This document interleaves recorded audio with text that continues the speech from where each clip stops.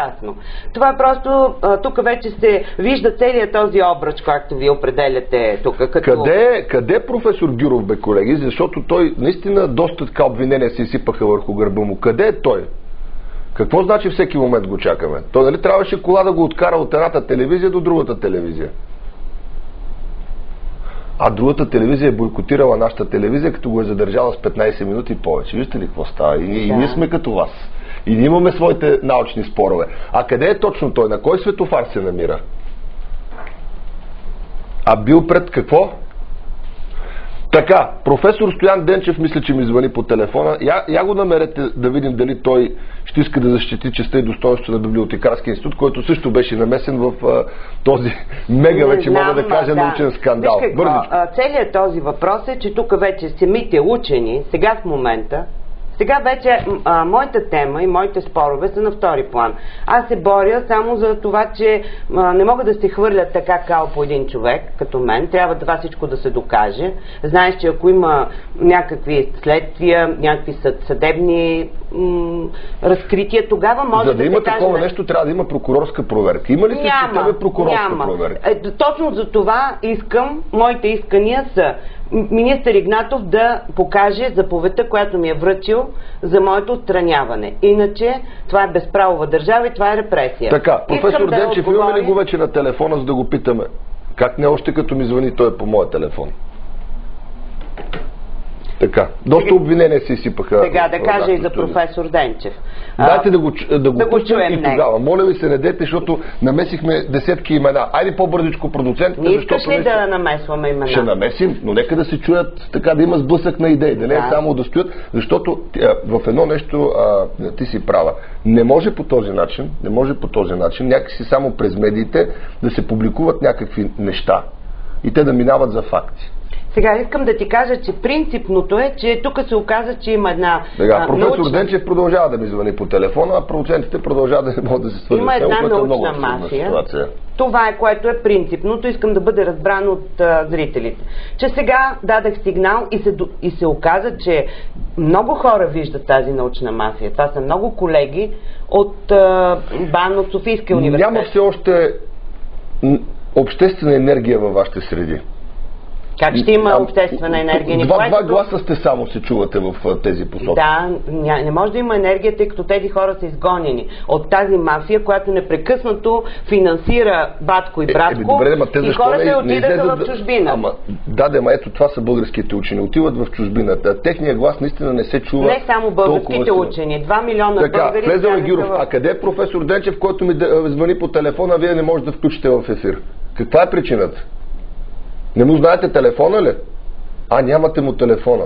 Продуценти, които нямат телефона. Я вземете сега този телефон тук и го дайте на продуцентите. Ето тук е изписан телефона на професор Денчев.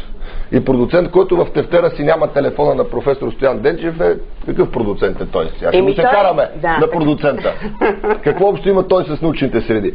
Доколкото разбрахме, казвам продуцент. Разбрахме сега, че професор... Тоест, вие не го държите да не се нарича професор. Не е професор. Тук пише професор Ангел Гюров, който е председател. Защо в България думата професор се обезцени? Ето това е обидно, но се обезцени. Да, това е основното, Николай. Че това е защото нямат нужда от подготвени хора. Произвеждат някакви хора. Така наречените калинки, ето съвсем ясно. Или така наречените продадени или купени мачове в футбола. Значи искам да кажа, че вече образованието и науката не са някаква висша, хубава прослойка, интелектуална интелигенция, а те са част от това общество, просмукано от корупция и от фалшименти. Това е едно менте. И за това отговаря професор Сергей Игнатов, който се обгради от тези ментета. Той има нужда от ментета. Тук намесваме вече и трета фигура в този скандал. Да, разбира се. Доколкото виждам скандала, професор Игнатов няма присъствие, освен с това, че... Как да няма присъствие? Той е подписал заповедта за... Не, той не е подписал. Той може всичко да е подписал. Или поне така чух сега. Не, той може всичко да е подписал, но нищо не е стигнало до мен. Ти също ръководиш екип и знаеш, че това по трудовоправните закони на България, за да не бъда аз обезправена и репресирана, трябва да се подпише или поне да бъде информирана. И не чрез сайт.